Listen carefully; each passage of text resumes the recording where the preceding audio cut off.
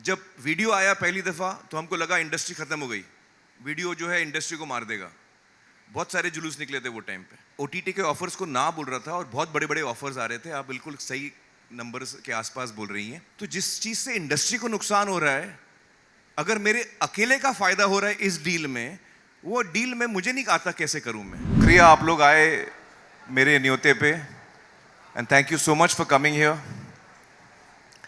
आज मेरे लिए बहुत ख़ास दिन है, और जब भी बहुत ही ख़ास दिन होता है और मैं बहुत नर्वस और एक्साइटेड होता हूँ तो मुझे रात को नींद नहीं आती है।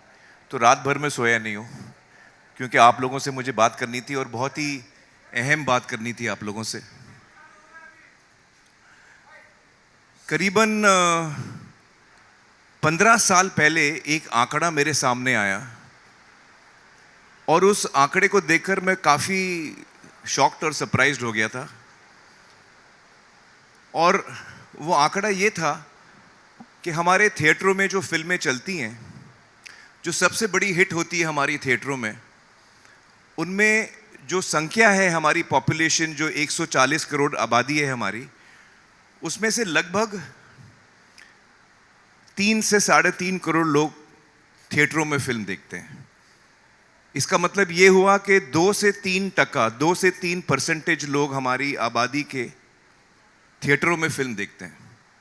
ये बात मुझे करीबन 15 साल मेरे जहन में आई, और जब ये बात मेरे जहन में आई तो मेरा एक सवाल था अपने आप को कि एज अ फिल्म इंडस्ट्री, जब हम सिर्फ 2.5, 2 या 3% आबादी को पहुंच पाते हैं हमारे थिएटरों के ज़रिए, तो एज एन इंडस्ट्री हम बाकी 98, 97% को हम कैसे पहुंच रहे हैं, उसके बारे में हमने सोचा है। हम उसको कैसे, ये जो बहुत बड़ी पॉपुलेशन है हमारे देश की, भारत की, उसको हम कैसे पहुंच पाएंगे, सिनेमा हर आदमी तक कैसे पहुंच पाएगा। तो उस वक्त फिल्में थिएटर में लगती थी, फिर वीडियो आया, फिर वीसीडी आया, फिर डीवीडी आया, फिर केबल आया, बहुत सारे माध्यम आए रिलीज करने के लिए। लेकिन मैं उस सोच में था कि हम किस तरह इसका एक तोड़ निकाल पाएं कि हम हर जगह पहुंच पाएं।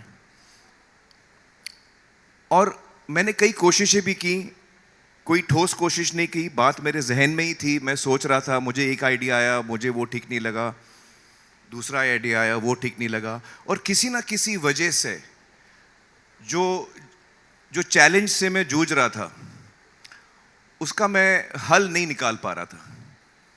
और फिर मुझे रियलाइज हुआ कि वो हल निकलने के लिए कुछ चीज़ें होना ज़रूरी हैं। और फिर हमारी सरकार ने यूपीआई लाया, और जब यूपीआई आया हिंदुस्तान में, तो इलेक्ट्रॉनिक पेमेंट्स, जो हम डिजिटल पेमेंट्स जिसको हम कहते हैं, वो बहुत आसान हो गया। आज हिंदुस्तान पूरे वर्ल्ड में नंबर 1 कंट्री है इलेक्ट्रॉनिक पेमेंट्स के लिए। तो ये एक बहुत बड़ा चेंज आया। दूसरा जो चेंज आया वो ये कि इंटरनेट पेनिट्रेशन बढ़ते गया। आज हमारा इंटरनेट पेनिट्रेशन बहुत ज़्यादा है और हर रोज़ बढ़ रहा है। तो ये जब ये दो चीज़ें हुई कि इंटरनेट पेनिट्रेशन हर जगह पहुंच गया और यूपीआई आ गया, इलेक्ट्रॉनिक पेमेंट्स हर आदमी कर रहा है आज की तारीख में, तब मुझे एहसास हुआ कि अब ये वक्त सही है। जो हम अंग्रेजी में बोलते हैं, the time is right for a perfect storm. तो मुझे लगा कि ये वो समय है जब हम, जो मैं सोच रहा था उसका अब मुझे एक उत्तर मिला। और वो उत्तर ये था कि आज हम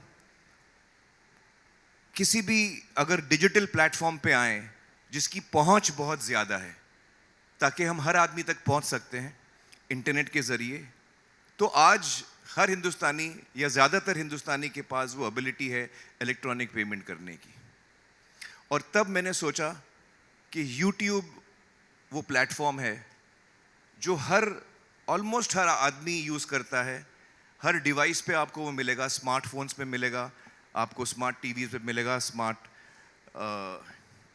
जो टैबलेट्स हैं उस पे मिलेगा। तो यूट्यूब बहुत सारे डिवाइसेस पे प्री लोडेड आता है, और यूट्यूब का जो पेनिट्रेशन है हिंदुस्तान में, दुनिया भर में बल्कि, वो बहुत बड़ा है। करीबन 55 करोड़ हिंदुस्तानी एक दिन में यूट्यूब में विजिट करते हैं। करीबन 55 करोड़, हर महीने में नहीं, हर दिन में। तो तब मुझे एहसास हुआ कि ये जो मैं सोच रहा था उसका मुझे फाइनली आंसर मिला है कि अगर मैं यूट्यूब पे आऊँ, इंटरनेट के ज़रिए मैं हर जगह पहुँच सकता हूँ, और यूपीआई आने के बाद इलेक्ट्रॉनिक पेमेंट्स हर हिंदुस्तानी कर सकता है। तो फाइनली मुझे उसका जवाब मिला, और उसका मैं मॉडल सोच रहा था कि वो मॉडल क्या होना चाहिए। देखिए, डिजिटल तो काफ़ी टाइम से आ गया है, और डिजिटल पे काफ़ी एंटरटेनमेंट भी हम देखते हैं। अलग अलग उसके मॉडल्स हैं, सब्सक्रिप्शन मॉडल है, और भी मॉडल्स हैं, फ्री मॉडल भी है, बहुत सारे मॉडल्स हैं। और मुझे ये एहसास हुआ कि जो हम बचपन से मैं जो फिल्में देखते आ रहा हूँ, या 100 साल से जो हिंदुस्तान में सिनेमा चल रहा है, उसका एक ही मॉडल रहा है हमेशा से, और वो है मॉडल पे पर व्यू। हम एक दफ़ा जाते हैं थिएटर, हम एक दफ़ा पैसा देते हैं, और हम एक दफ़ा फिल्म देखते हैं। तो अंग्रेज़ी में उसको कहते हैं पे पर व्यू। आप एक दफ़ा टिकट खरीदते हैं, आप एक दफ़ा फिल्म देखते हैं। इसको कहते हैं पे पर व्यू मॉडल या ऑन डिमांड। तो मुझे लगा कि जिस तरीके से हम आमतौर पे फिल्म देखते आ रहे हैं, वही मॉडल को मैं अपनी ऑडियंस तक ले जाना चाहता हूँ। पहले वो थिएटर में जाके पे पर व्यू करते थे, एक दफ़ा पैसा दे के एक दफ़ा थिएटर देखते थे, फिल्म देखते थे, अपनी पसंद की फिल्म देखते थे, और वही सुविधा, वही फैसिलिटी मैं हर एक हिंदुस्तानी तक पहुंचाना चाहता हूं। और मुझे समझ में आया कि ये मॉडल पे पर व्यू का जो आज तक चला आ रहा है, वही मॉडल मैं कंटिन्यू करना चाहूँगा यूट्यूब पर। और इसी सोच से कुछ महीने पहले मैंने आमिर खान टॉकीज़ लॉन्च किया। आमिर खान टॉकीज़ कुछ महीने पहले लॉन्च हुआ, उस पर काफ़ी मटेरियल है जो आप देख सकते हैं। उसका नाम मैंने टॉकीज़ इसलिए रखा था क्योंकि मुझे पता था कि कुछ महीने बाद मैं अपनी फिल्म यहाँ पे रिलीज़ करने वाला हूँ। तो ये जो मेरा एक सपना हमेशा से रहा है, एक क्रिएटिव इंसान होने के नाते मेरा ये सपना हमेशा से रहा है कि मैं हर हिंदुस्तानी तक पहुंच सकूं, और हर हिंदुस्तानी तक पहुंच सकूं एक किफ़ायती दाम में, ताकि वो अफोर्ड कर सके। उसकी चॉइस है कि वो कौन सी फिल्म देखना चाहता है, लेकिन कम से कम as cinema makers, as film makers, हम कम से कम अपनी ऑडियंस तक पहुंचने की कोशिश तो करें। और आमिर खान टॉकीज़ जो मैंने शुरू किया, मैंने उसको नाम दिया जनता का थिएटर, क्योंकि वाकई हर आदमी का पर्सनल थिएटर, उसके, अगर आपके पास स्मार्ट टेलीविज़न है तो आमिर खान टॉकीज़ आपके दीवार पर है, अगर आपके पास कोई डिवाइस है तो आपके टेबल पर है, अगर आपके पास स्मार्टफोन है तो आपका थिएटर आपके हाथ में है। हम लोग, 2-3 वजह हैं क्यों हमारा जो बिजनेस, जो थिएट्रिकल सिनेमा का जो बिजनेस है, जो थिएटरों में होता है, वो 2%, 3% क्यों है, ये भी समझने की ज़रूरत है। देखिए, अमेरिका जो है उसकी आबादी कुछ हमसे 1/3 होगी, 1/3 ऑफ अस रफली, लेकिन उनके पास 35,000 स्क्रीन्स हैं। चाइना के पास 90,000 स्क्रीन है। हमारे पास स्क्रीन बहुत कम है, हमारे पास करीबन 8 से 9,000 स्क्रीन्स हैं। कोमल, एम आई राइट, रफली देयर? तो ये जो एक डिसएडवांटेज है, जो ज्योग्राफिकल डिसएडवांटेज, अगर मुझे फिल्म देखनी है, मैंने सुना है फिल्म अच्छी है, लेकिन मेरे इलाके में दूर दूर तक कोई थिएटर नहीं है, तो मैं कैसे जाके देखूंगा? क्या मैं करूं कि मैं वो फिल्म देख सकूं जिसकी मैंने इतनी तारीफ सुनी है? मैं देख ही नहीं पाता हूं। और भी वजह हैं जिसकी वजह से लोग फिल्म नहीं देख पाते थिएटर में। कुछ लोग उस वक्त जब थिएटर में चल रही है फिल्म या रिलीज़ होती है तो कुछ लोगों की तबीयत ठीक नहीं होती, कुछ लोग एल्डरली होते हैं, अलग अलग वजह से कुछ लोग थिएटर नहीं जा पाते। सबसे बड़ी वजह मुझे लगता है कि जो डेंसिटी ऑफ थिएटर्स हैं वो शायद सबसे बड़ी वजह है। और ये एक जो कोशिश है मेरी, वो ये है कि मैं सिनेमा को घर घर में ले जाऊं, मैं सिनेमा को हिंदुस्तान के गांव गांव में ले जाऊं और हर ऑडियंस तक हम पहुंच पाए। और ये डेमोक्रेसी है ऑडियंस के लिए कि वो कौन सी फिल्म कब देखना चाहे। जब आप डिजिटल पे हैं, यूट्यूब पे हैं, वीडियो ऑन डिमांड या पेपर व्यू पे हैं, तो आप अपना समय तय कर सकते हैं आपको कब देखना है। आप अपनी जगह तय कर सकते हैं आपको कब देखना है, किसके साथ देखना है। ये सारा फ्रीडम आपको मिलता है। तो ये सारी वजह थी जिसकी वजह से मुझे लगा कि ये एक आइडिया है जिसका वक्त आ गया है। हम लोग पिछले सालों में जब से कोविड आया है, हम सुन रहे हैं कि थिएटर के फुटफॉल्स कम हुए हैं, लोगों की आदतें बदल चुकी हैं। और ये सिर्फ हिंदुस्तान में नहीं है, ये दुनिया भर में हम ये ट्रेंड देख रहे हैं कि फुटफॉल्स थिएटरों में कम होते जा रहे हैं। आई सपोज कि इंटरनेट, डिजिटल, सेल फोन आने के बाद, स्मार्टफोन आने के बाद हमारी ज़िंदगियां बदल चुकी हैं। हम एज ह्यूमन बीइंग्स बदल चुके हैं। आज मुझे जो ज़रूरत होती है मैं फ़ोन पे उसको ऑर्डर करता हूँ।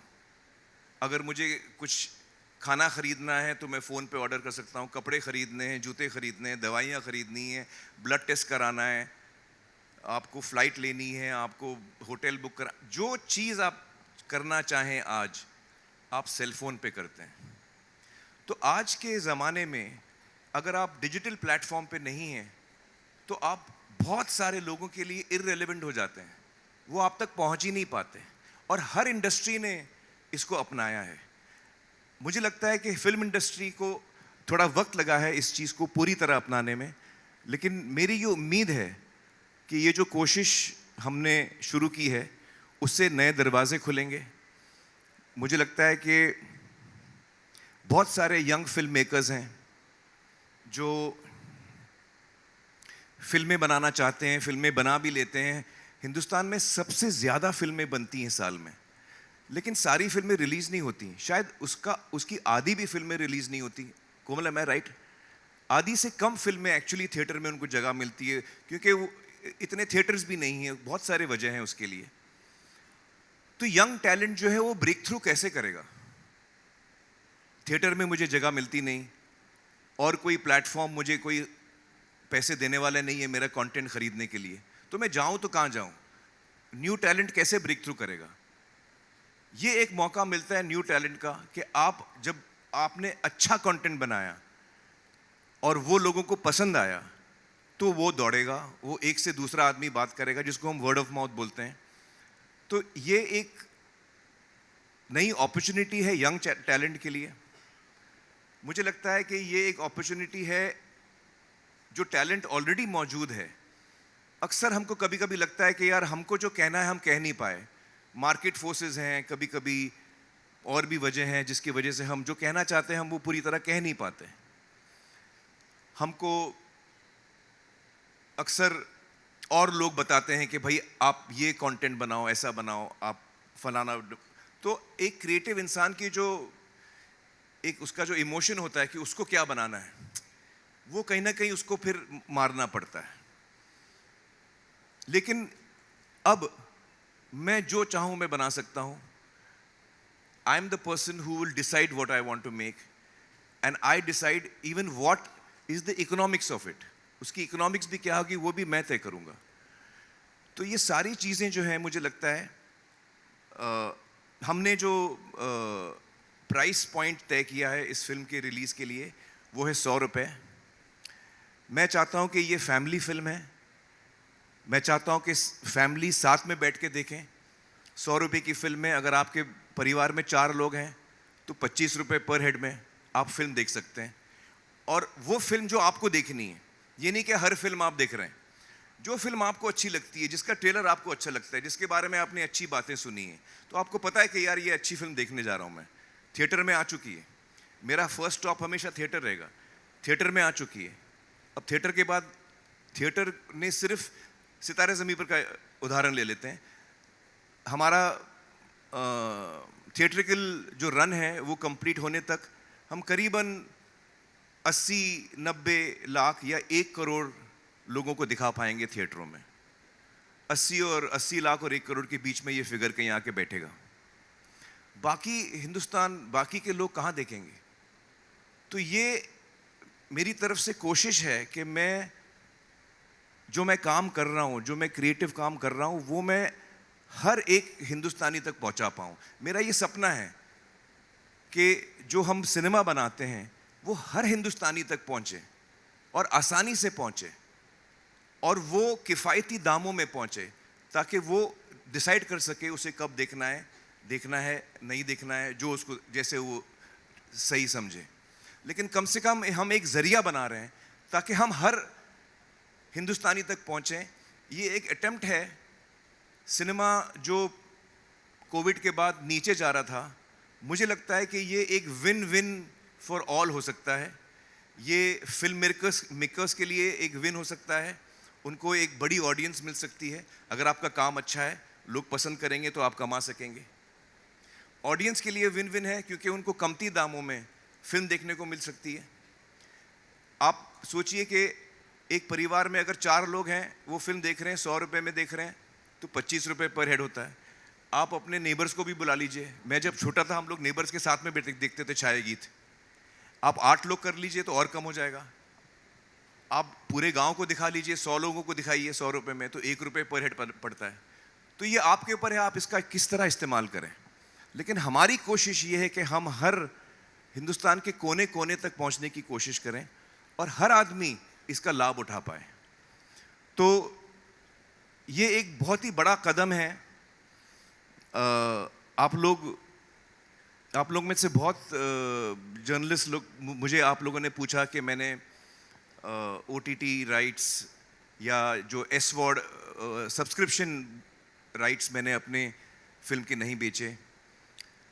और उसकी वजह ये थी, उस वक्त मैं आप लोगों को साफ शायद बोल नहीं पाया, लेकिन उसकी वजह ये थी कि मुझे वो मॉडल ठीक नहीं लग रहा है।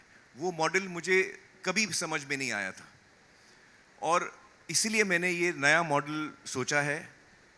मुझे उम्मीद है कि आप लोगों को ये मॉडल पसंद आएगा। मुझे उम्मीद है कि देश के हर नागरिक को ये मॉडल पसंद आएगा और एक बार फिर सिनेमा जो है वो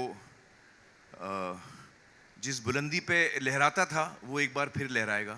आमिर खान टॉकीज़ वो जगह है जहां मेरी सारी फिल्में आप देख पाएंगे, आमिर खान प्रोडक्शंस की।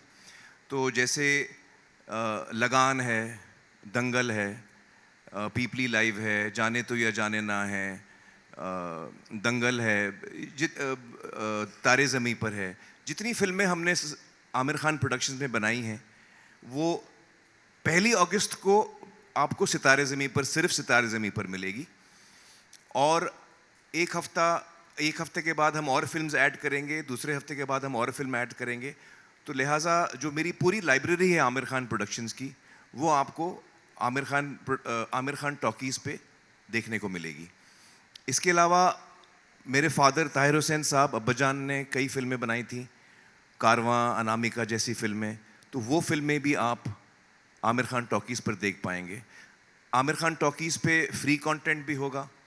आमिर खान टॉकीज़ पे वीडियो ऑन डिमांड या पेपर व्यू कंटेंट भी होगा। जैसे कि मैंने एक शो बनाया था, सत्यमेव जयते। हम चाहेंगे कि वो शो भी हम आमिर खान टॉकीज़ पे डालें। वो फ्री कंटेंट होगा, मैं उसके लिए चार्ज नहीं करना चाहूँगा, तो वो हर आदमी फ्री देख सकता है। तो हमारे चैनल पे फ्री कंटेंट भी होगा और वीडियो ऑन डिमांड भी होगा, पेपर व्यू जिसे कहते हैं। इसके अलावा मैं चाहूँगा कि आमिर खान प्रोडक्शंस एक प्लेटफॉर्म बन सके नए टैलेंट के लिए। तो अगर कोई यंग फिल्म मेकर है जिसने फिल्म बनाई है और वो हम तक पहुंचता है और हम उसकी फिल्म देख के हमको पसंद आती है और हमको लगता है कि हाँ, ये फिल्म, हम इस फिल्म को भी आमिर खान टॉकीज़ पे डाल सकते हैं। यंग फिल्म मेकर्स को रिलीज़ नहीं मिलती, उनको थिएटर नहीं मिलते, उनको कोई ख़रीदता नहीं उनकी फिल्म अगर हमको अच्छी लगी तो हम उसको क्यूरेट करके, हम उसको सेलेक्ट करके हम अपने चैनल पे डाल सकते हैं, आमिर खान टॉकीज़ चैनल पे, ताकि वो लोगों तक पहुंच सके, ताकि वो यंग टैलेंट को एक मौका मिले, एक प्लेटफॉर्म मिले अपना काम दिखाने का, जिसमें कि हम एक नॉमिनल, जो पेपर व्यू पे आपको एडवांस में तो कुछ पैसे मिलते नहीं, जब लोग देखते हैं आपको कमाई होती है। ये सबसे पुराना तरीका है परफॉर्मिंग आर्टिस्ट लोग कमाने का, कि आप परफॉर्म करें, आपका काम अच्छा है तो आप कमाते हैं, आपका काम अच्छा नहीं है तो आप कम कमाते हैं या नहीं कमाते हैं। तो जो भी वो फिल्म कमाएगी, जो यंगस्टर की फिल्म है, young director, young producers, young actors की फिल्म है, हम चाहेंगे कि ज़्यादा से ज़्यादा प्रॉफिट उसको जाए और मिनिमम प्रॉफिट एकेपी रखे एज अ फी, ताकि यंग फिल्म मेकर्स को कमाने का मौका मिले, वो अच्छा काम करें, वो भी कमाएं। तो हम एक प्लेटफॉर्म भी बनना चाहेंगे नए कंटेंट के लिए। Right now there is only one film on Aamir Khan talkies. From 1 August there will be only one film. इस वक्त 1 अगस्त से एक ही फिल्म होगी आमिर खान टॉकीज पर, वो है सितारे ज़मीं पर, जो हमारी नई फिल्म है। तो वो आप 100 रुपये देख के उसको रेंट कर सकते हैं। इसके मैं टेक्निकलिटीज़ बता दूं। जब आप रेंट करते हैं तो आपके पास 30 दिन तक वो आपके पास फिल्म है आपके अकाउंट में। लेकिन जब आप फिल्म शुरू करते हैं, देखना शुरू करते हैं, तो जब से आप देखना शुरू करते हैं तब से आपके पास 48 घंटे हैं कि आप उस फिल्म को कंप्लीट कर सकते हैं, पूरी कर सकते हैं। So first of all let me tell you that जो लोगों ने मुझसे पूछा था कि आपकी फिल्म यूट्यूब पे आ रही है, तो मैं आपसे हाथ जोड़ के माफ़ी मांगता हूँ कि मैंने झूठ बोला, क्योंकि मैं और कुछ बोल नहीं पा रहा था, क्योंकि मुझे थिएट्रिकल बिजनेस प्रोटेक्ट करना था। मेरी शुरुआत हुई है सिनेमा से, और मैं सिनेमा से बहुत, थिएटर से बहुत लॉयल हूँ। तो हमेशा मेरी कोशिश रहेगी कि थिएट्रिकल बिजनेस को मैं प्रोटेक्ट करूँ।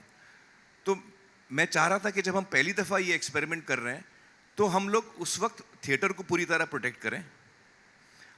और इसलिए 2-4 लोग जिन्होंने मुझे ये सवाल पूछा, मैंने उनसे कहा कि हाँ मैं यूट्यूब पे नहीं आ रहा हूँ।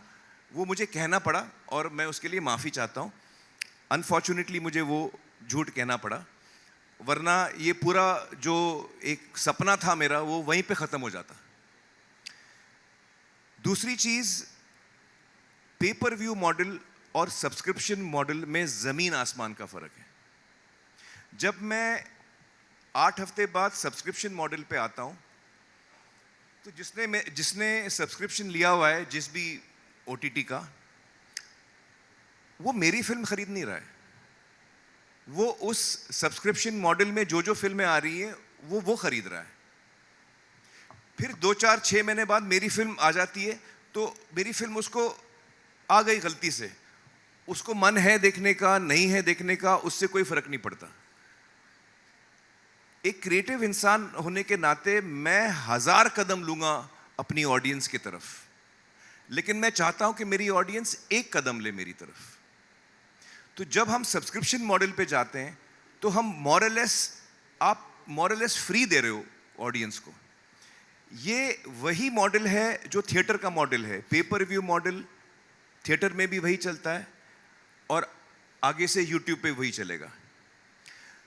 मैं चाहता हूं कि थिएटर का जो एक्सपीरियंस है वो बिल्कुल अलग एक्सपीरियंस है। आप 300, 400, 500 लोग साथ में बैठ के फिल्म देखते हैं, आप साथ में हंसते हैं, आप साथ में एंजॉय करते हैं, आप साथ में ताली मारते हैं, वहाँ पे एटमॉस साउंड होता है, वो एक पूरा अलग ही एक्सपीरियंस होता है। और ये एक अलग एक्सपीरियंस है। उस एक्सपीरियंस में एज एन ऑडियंस मुझे ज़्यादा अमेजमेंट हो सकती है। इस मॉडल में जो यूट्यूब का मॉडल है उसमें कन्वीनियंस ज़्यादा है। अगर मेरी तबीयत ठीक नहीं है, मेरे पैर फ्रैक्चर है, मैं 2 महीना घर से निकल नहीं पा रहा हूँ, मुझे कोई और तकलीफ है, तो मेरी फिल्म मिस हो जाती है, फिर मैं कैसे देखूँ? So this is to cover up that. तो मेरी फिल्म, जैसे आपको पता है, OTT चैनल्स पे या सब्सक्रिप्शन मॉडल पे नहीं आई है, और उसकी वजह ही ये थी कि मैंने ये प्लान किया था कि जब हम थिएटर से हमारा बिजनेस ख़त्म होगा तब हम पेपर व्यू मॉडल पे आएंगे और यूट्यूब पे आएंगे। ये मेरी पहले से प्लानिंग थी। मैं एक क्रिएटिव इंसान भी हूँ, और चूँकि मैं एक प्रोडक्शन हाउस संभालता हूँ, मुझे बिजनेस भी संभालना पड़ता है।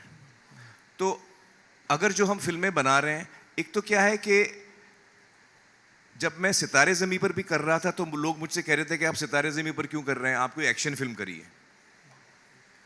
अब क्या मैं हर फिल्म, हर एक्टर और हर डायरेक्टर सिर्फ एक्शन बनाए, क्योंकि थिएटरों में सिर्फ लोगों को एक्शन फिल्में देखनी है या बड़ी स्केल की फिल्म देखनी है, बस हम अभी वही फिल्में देखेंगे? तो एज अ क्रिएटिव पर्सन मुझे अलग अलग फिल्में बनानी है। मुझे पीपली लाइफ भी बनानी है, मुझे धोबी घाट भी बनानी है, मुझे डेली बेली भी बनानी है, मुझे दंगल भी बनानी है। हर किस्म की फिल्में बनाना चाहता हूँ। तो इस तरह मुझे फ्रीडम मिलता है कि मैं जो चाहूँ मैं बना सकता हूँ. I am not held back by anything. तो ये क्रिएटिव वजह से भी मैं कर रहा हूँ और बिजनेस वजह से भी मैं कर रहा हूँ. बिजनेस वजह से मैं इसलिए कर रहा हूँ ताकि मैं चाहता हूँ कि सिनेमा जो है, जो आज के डेट में हम सब जब हम अलग से बैठते हैं तो हम बात करते हैं कि किस तरह हमारा बिजनेस इफेक्ट हो रहा है, किस तरह हमारा बिजनेस इफेक्ट हो चुका है. तो ये एक तरीका है कि हम सिनेमा को वापस दोबारा एक इकोनॉमिकली वायबल प्रोपोजिशन बना सकते हैं. तो ये as an artist and as a producer दोनों चीजें मद्देनजर रखते हुए मैंने ये फैसला लिया. जब वीडियो आया पहली दफा तो हमको लगा इंडस्ट्री खत्म हो गई, वीडियो जो है इंडस्ट्री को मार देगा. बहुत सारे जुलूस निकले थे वो टाइम पे. कुछ नहीं हुआ. पायरेसी को लेकर कुछ नहीं हुआ. फिर वीसीडीज और डीवीडीज आ गए. फिर उसके बाद केबल आ गया. पूरा मोहल्ला एक साथ, मतलब फ्राइडे को फिल्म रिलीज हुई है, रात को 9 बजे पूरा मोहल्ला देख रहा है देश भर में. आप लोगों को याद होगा ये सारी बातें.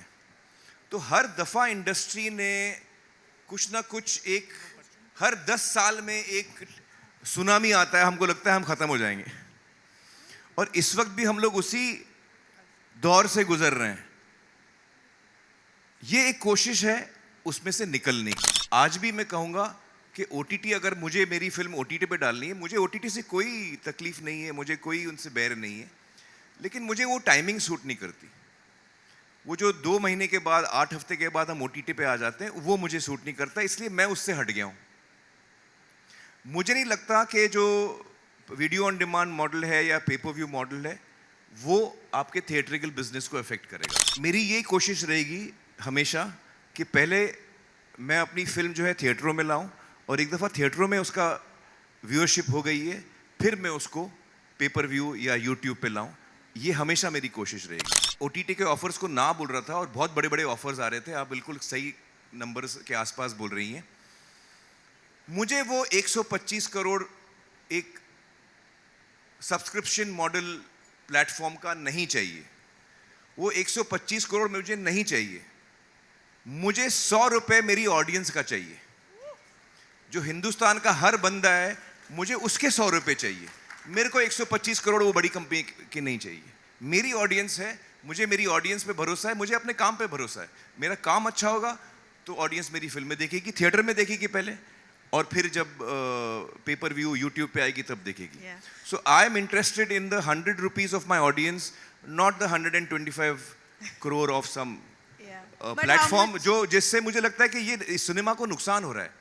मैंने वेव्स में भी ये बात खुलासा किया था इस बात का कि मुझे लगता है इससे हमको नुकसान हो रहा है. तो जिस चीज से इंडस्ट्री को नुकसान हो रहा है, अगर मेरे अकेले का फायदा हो रहा है इस डील में, वो डील में मुझे नहीं आता कैसे करूं मैं, क्योंकि लॉन्ग रन में ये इंडस्ट्री इफेक्ट होने वाली है. इसलिए मैंने उसको ना बोला. आज हम लोग इस मॉडल में कितना कमाएंगे मुझे नहीं पता, बिल्कुल नहीं पता मुझे.